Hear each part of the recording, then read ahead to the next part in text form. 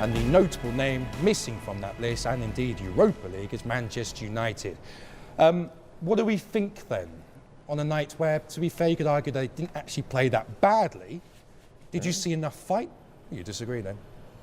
I thought they had okay spells, Manchester United. I thought the first half they showed more effort than what I've seen in recent performances. I thought they had a clear plan. They tried to press high up the pitch. They tried to pin beIN back.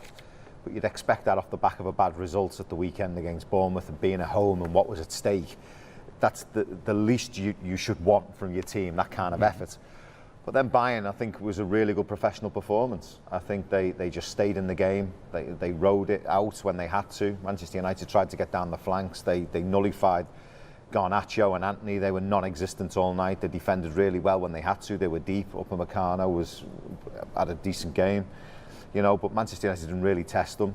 In all honesty, Bayern Munich should have been 1-0 up at half-time. And then the second half come out and Manchester United had a little go, but then all of a sudden they just ran out of ideas. And especially when they heard that it was 1-0. Yeah, you mentioned it. And you could see that some of the energy was floating out. Yeah. Yeah, but Ruud, even 1-0, it was what, 60 minutes? You know that anything can happen in Galatasaray. You could see it. You could see that something like went flat. Back. Yes, just went flat. And they didn't. Then all of a sudden they start to change also players. A lot of players, young players came in, everything just to. The thing is, you said it already well. They were not that bad. Yes. You know, that's not good enough. That's almost like you say, okay, they were not up to the potential. I just think that this team hasn't got enough quality, enough to hurt the opposition. Not Bayern Munich. And you could see it. And they were tactically, they were okay. First half, they built up with three in the back. They tried to create more people in midfield. They tried to force them to make mistakes because they were pressing high. They tried it.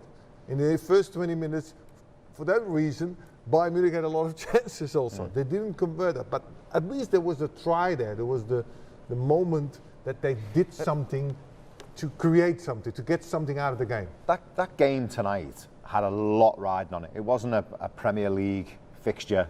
It wasn't a third round of the FA. That was you're out the Champions League tonight if you don't at least win this game. If you're a Man United fan, are you happy with your team's performance? With it all on the line tonight, you get 90 minutes to win a game. Okay, it was against Bayern Munich. That was my question, but have you seen enough fight from them tonight? No. That performance, when it's on the line and everything mattered, that's not good enough fight from a Man United team. No. That's not a good performance. But it's not from today, yeah? But it's not just from today. No, it's not from today. They lost the Champions League way before, of course. Because you have a team who cannot be consistent in every department. When they're good defensively, you can see that going forward, they don't have enough quality. You know, when I see Antonio, I'm sorry. When I see even Garnacho, they don't have enough pace, power, quality just to match Bayern Munich or Real Madrid. And simple as that. Who came in? You know, Anibal Mejbri, Pelestri. This is really difficult for them. And that's what you were saying at the beginning. You know, it's just the recruitment. Did they have the right coaches? You have to, to have a new board, honestly. It's 12 defeats in 24 games, Aaron. Where are we going to go with that? So there is something really wrong at the base, at the foundation, and we're going to talk about United all the season, and this will be exactly the same. I'm really worried for them. What it's coming, it's West Ham, it's Liverpool, it's whatever teams. But do you think they can change that? Because no, they cannot. The point is that players would rather go to the other teams. It's the point that you were making during that second half when you were giving a list of all the players that were playing for Manchester United, making the point that it doesn't inspire much confidence in you.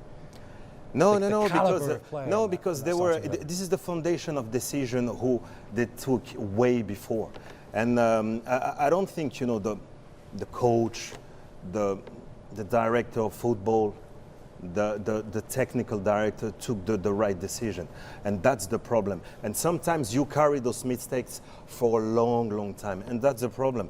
When you see Liverpool or the other, they don't make that kind of mistakes, and you will always make mistakes in recruitment, but the one who will succeed, the one who do less mistakes. I see too many mistakes in recruitment of playing United. You talk about recruitment. Sorry to cut you off. I mean, you've got Casemiro and you've got Varane. You want to bring them to Manchester United. Now, they're two headline names. But when you think about it, what is their motivation? They won everything. They've won World Cups. They've won Champions Leagues. The money was good, eh? Because the money's good. They're coming to the end of their career. Yeah. And when the going gets tough, which it is at Manchester United, where are them two players? Where are them two players? You'd expect them to be leaders. You'd think Varane won the World Cup, won the Champions League, played for Real Madrid, Rolls Royce in his prime. Is that Manchester United? For me, he doesn't fancy it now. Doesn't fancy it.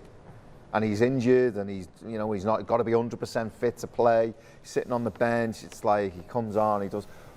Casemiro gone missing. Yeah, Jason. But why they are like that? Because I feel they don't feel the control on the club.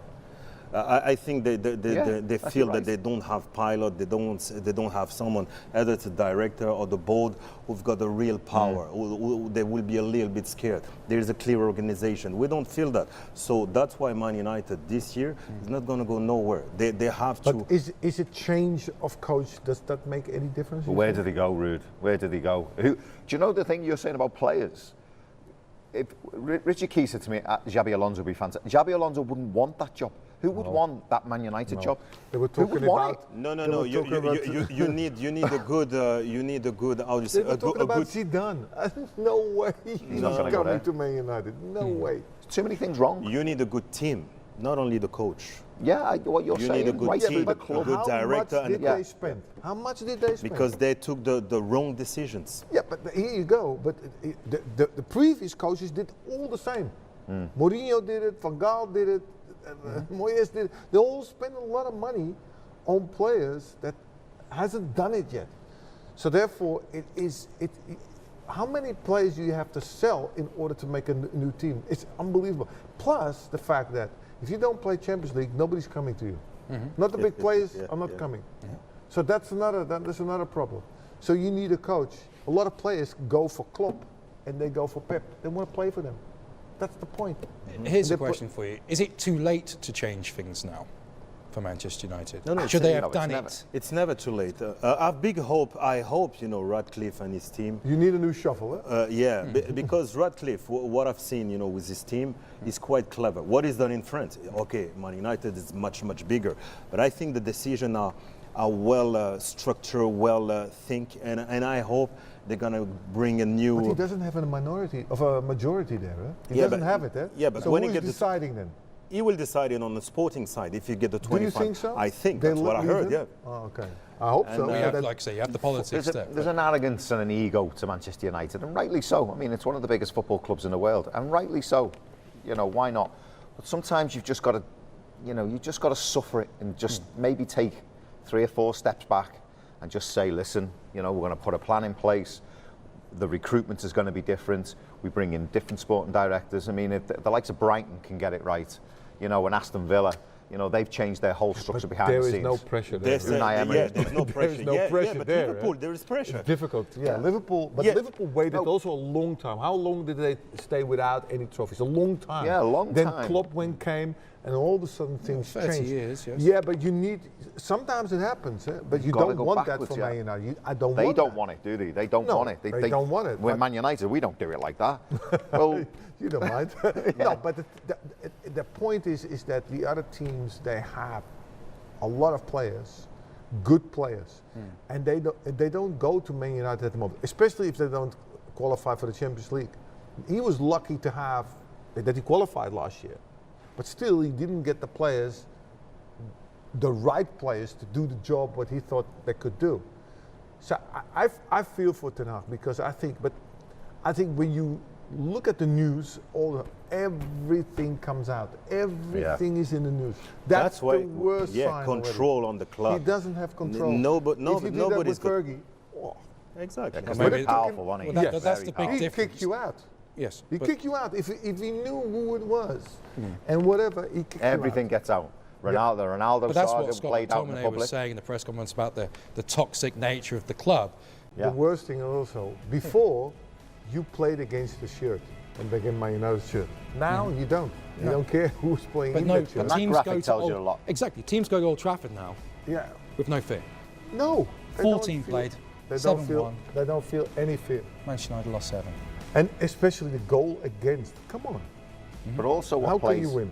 into the narrative is it becomes very difficult to play at home because there's nowhere to hide.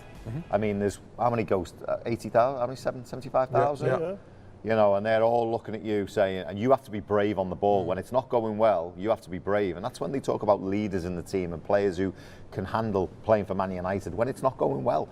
Football is easy when it's going well. When you're winning each week, you don't even think about it. You don't even feel tired. You don't feel tired. Your ball movement, you get into positions, it all ticks over. Yeah.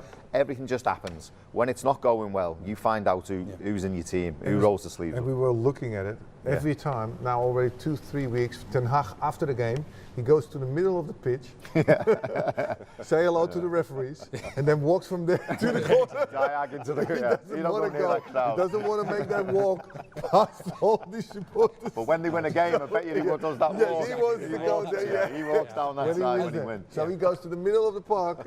Thank you very much, referee. And then he goes diagonal.